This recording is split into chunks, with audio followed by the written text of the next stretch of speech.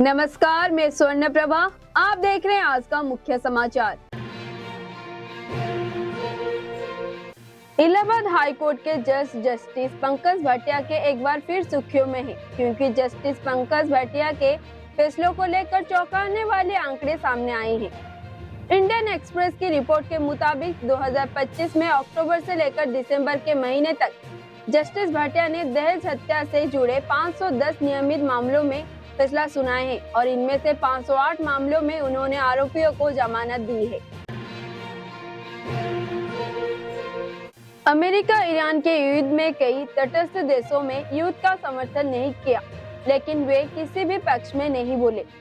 यही पाकिस्तान के साथ अलग ही स्थिति है। ये देश सऊदी अरब के साथ डिफेंस एग्रीमेंट कर चुका है, लेकिन जब उस जरूरत हुई तो पाकिस्तान खुद अपनी लड़ाई में उलझा हुआ है। कार्यक्रम को संबोधित करते हुए न्यायमूर्ति ने कहा कि न्याय व्यवस्था को सुदृढ़ बनाने की बेहतर बुनियादी ढांचा अत्यंत आवश्यक है। उन्होंने कहा कि आधुनिक सुविधाओं से युक्त न्यायालय भवन बनने से न्याय कार्यों का संचालन में सहूलियत होती तथा आम लोगों का न्याय प्राप्त करने में आसानी होगी। मिडिल ईस्ट में जारी युद्ध की तफसीलें अब नैनीताल के पर्यटन उद्योग झुलस रही है। सरोवर नगरी के कमर्शियल गैस की किल्लत से होटल और रेस्टोरेंट के किचन बंद होने के कगार पर हैं। आगामी पर्यटन सीजन से ठीक पहले इस संकट के कारीगरों को चिंता बढ़ा दी है। पर्यटक अब कमरों के बजाय खाने की उपलब्धि पर सवाल कर रहे हैं, जिससे कई बुकिंग रद्द हो गई है।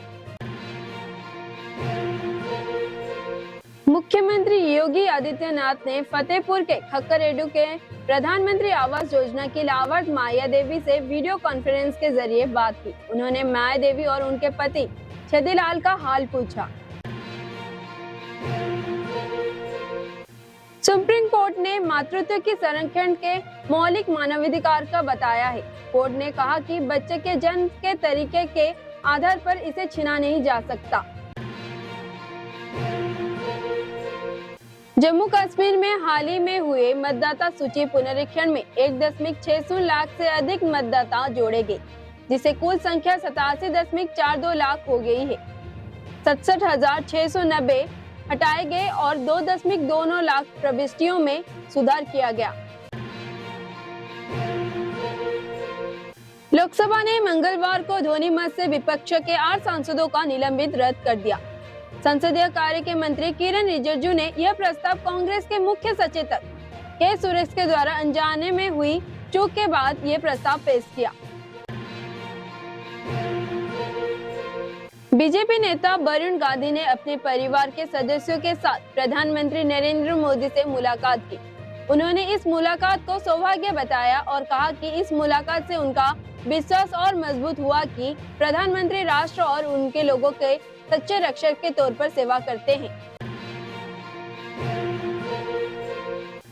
एयर इंडिया ने मंगलवार को कहा कि पश्चिम एशिया के क्षेत्र में मौजूदा हालत के कारण अंतर्राष्ट्रीय यात्रा की भारी मांग को देखते हुए वह इस सप्ताह अगले सप्ताह तक यूरोप और उत्तरी अमेरिका के लिए अतिरिक्त उड़ान संचालित करेगी। एयरलाइन 19 मार्च से 28 मार्च के बीच दिल्ली और मुंबई को लंदन, टोरंटो, फ्रैंकफर्ट और जूरिक जैसे प्रमुख गतियों से जोड़ने वाली 36 अतिरिक्त उड़ान में संचालित करेगी।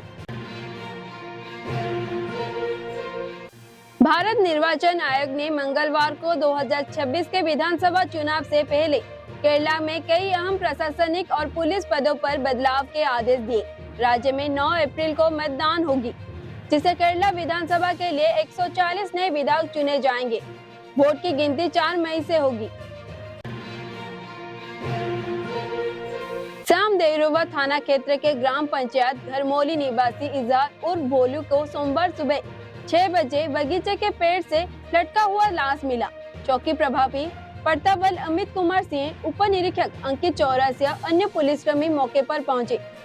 वो 20 दिन पहले मुंबई से लौटा था।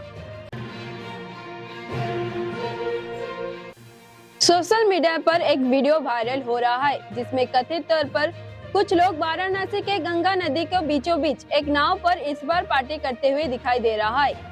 इसी वीडियो के सामने आने के बाद पुलिस की शिकायत दर्ज कराई गई, जिसके आधार पर 14 लोग को गिरफ्तार कर लिया गया।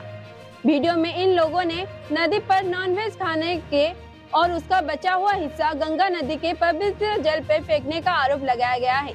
इन हरकतों से पवित्र शहर में लोगों की धार्मिक भावनाओं को आहत हुई है।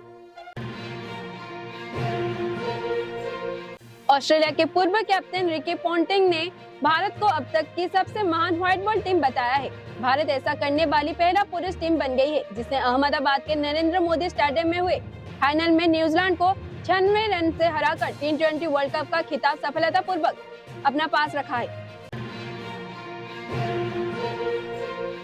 जैसे जैसे भारत 2036 की ओलंपिक मेजबानी करने की दिशा में लगातार आगे बढ़ रही है, भारतीय खेल प्राधिकरण ACI आने वाले बड़े इवेंट्स में देश के मेडल जीतने की संभावनाओं की आगे बढ़ने के लिए अपनी एथलेटिक्स डेवलपमेंट प्रणाली को विस्तार कर रहा है।